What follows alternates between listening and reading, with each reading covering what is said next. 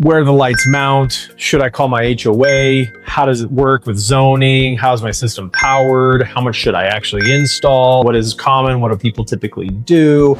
So if you've been looking at permanent holiday lighting at all, you're probably wondering a few questions. I'm gonna try and answer as many as the common questions that we get in this video. We're gonna go over the installation type and systems. We're gonna go over your HOA or city code approvals. We're gonna go over how the zoning on your home or building works. We're gonna go over how we're powering the system, okay? Gonna also cover how much of the home or building should you install. And then finally, am I stuck in my decision or can I add more later? First things first, install type, okay? Now we have a number of different systems that we install, okay? Do we want the lights facing out? Do we want the lights pointing directly down? Do we want them at an angle? Do we want them pointing up? This is all gonna depend entirely on what you're looking for, okay? The most common way is to point them directly down underneath the soffit for residential. Now for commercial, it's completely different. Honestly, the most common way for commercials is to point them directly out, mounted on the fascia board, the fascia of the building. And then we also have different installation types depending on that commercial. If we're gonna point them up, we're at a 45-degree angle. So that all really just depends on what you're looking to do. Now that also rolls into our HOA and city ordinance approval. So as far as HOAs go, we've never not been able to get into an HOA because our lights do not change the appearance of the home.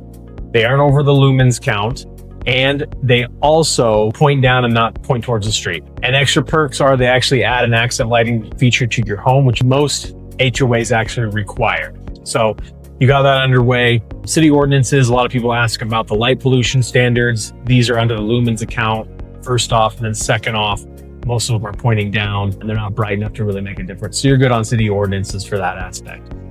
Now, in the HOA, the reason most people point their lights down is because if you do point them out, you can violate your HOA agreement by pointing them out towards the street, and you'd be stuck to only using them between the holiday seasons. Whereas if you point them down, there's really nothing they can do.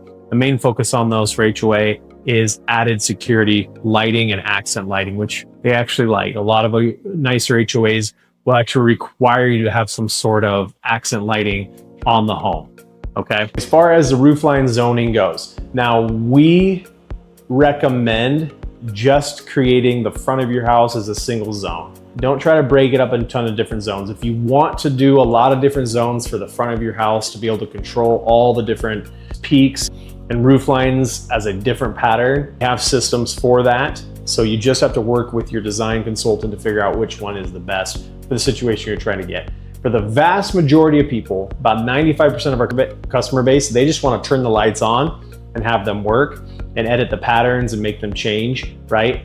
And so for those, we recommend honestly doing the front of your house as a zone and the back of your house as a different zone at the most, okay? Now rolling into how much should I install, that's completely up to you. We see about probably 40% of our homes just do the front. We see, depending if they're on a street corner or not, a lot of people will do the corner and side of their house. We see about, depending on how much you want to spend, people will do the full wraparound. Now, is it worth it if you have a side yard that's really small? I don't know, because you don't really get to experience the lights on those sides of the house. But probably another 30% of our customers do the front and the back porch because you can differentiate those zones, and you can have the front doing like a 4th of July pattern and the back could just be white ambient lighting. The nice thing our customers like about the back is you're not having these string lights that are hanging down, that are falling off, that are in the way, that you're snagging as you're carrying stuff around the back porch. These are all tucked up, nice and neat, color matched to your back porch, so they can create that lighting. You can change up the effects, but they blend in really nicely and actually add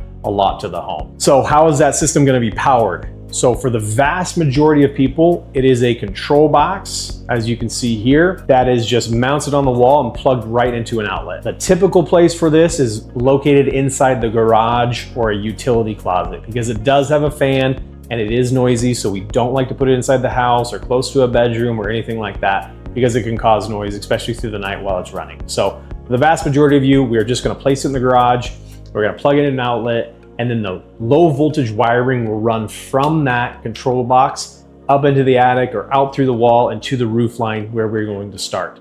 Now the wiring, depending on your installation and the company doing it for you, this is where things can get interesting.